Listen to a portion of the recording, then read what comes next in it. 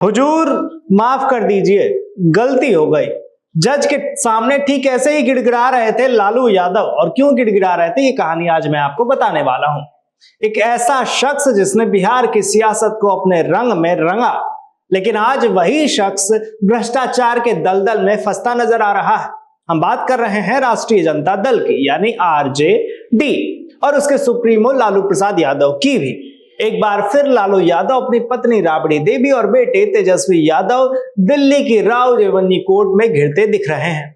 IRCTC घोटाले में नया मोड़ आया है और लालू परिवार की सारी दलीलें हवा हवाई साबित हो रही हैं। साल 2004 से 2009 ये वो दौर था जब लालू यादव केंद्र में यूपीए एक सरकार के रेल मंत्री थे, लेकिन इस दौरान जो हुआ वो किसी से छुपा हुआ नहीं है। सीबीआई का आरोप है कि लालू ने अपने पद का जमकर दुरुपयोग किया। पुरी और रांची में भारतीय रेलवे के बीएनआर होटलों में पहले आईआरसीटीसी को ट्रांसफर किया गया और फिर इनके संचालन का ठेका पटना की सुजाता होटल्स प्राइवेट लिमिटेड को दे दिया गया। लेकिन सवाल यह है कि क्या यह ठेका बिना किसी साजिश के दिया गया? सीबीआई का कहना है कि टेंडर प्रक्रिया में धांधली हुई, शर्तों में हेरफेर की गई और जो है सुजाता होटल्स को फायदा पहुंचाने के लिए सारी हदें पार कर दी गई।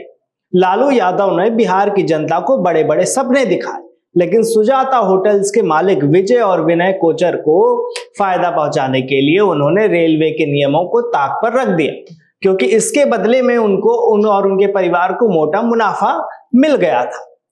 डिलाइट मार्केटिंग कंपनी जो है लारा प्रोजेक्ट्स के नाम से जानी जाती है, इस घोटाले का एक अहम हिस्सा है। सीबीआई का कहना है कि ये कंपनी लालू परिवार की बेनामी संपत्ति का हिस्सा थी। पिछले शनिवार को दिल्ली की जो है राव रेवन्यू कोर्ट में लालू यादव, राबड़ी देवी और तेजस्वी यादव ने जज विशाल गोगने के सामने गिड़गिड़ाते हुए कहा कि हुजूर हमें बरी कर दीजिए, हम निर्दोष हैं। सीबीआई ने 28 फरवरी को कोर्ट में साफ साफ बताया कि लालू के खिलाफ मुकदमा चलाने के लिए पर्याप्त सबूत है। आपराधिक साजिश, धोखाधड़ी और भ्रष्टाचार, इन आरोपों में 7 साल तक की सजा हो सकती है। लेकिन लालू कह रहे हैं कि ये सब चुनिंदा लोगों को फंसाने की साजिश है। लालू की सियासत का इतिहास भ्रष्टाचार से भरा हुआ है।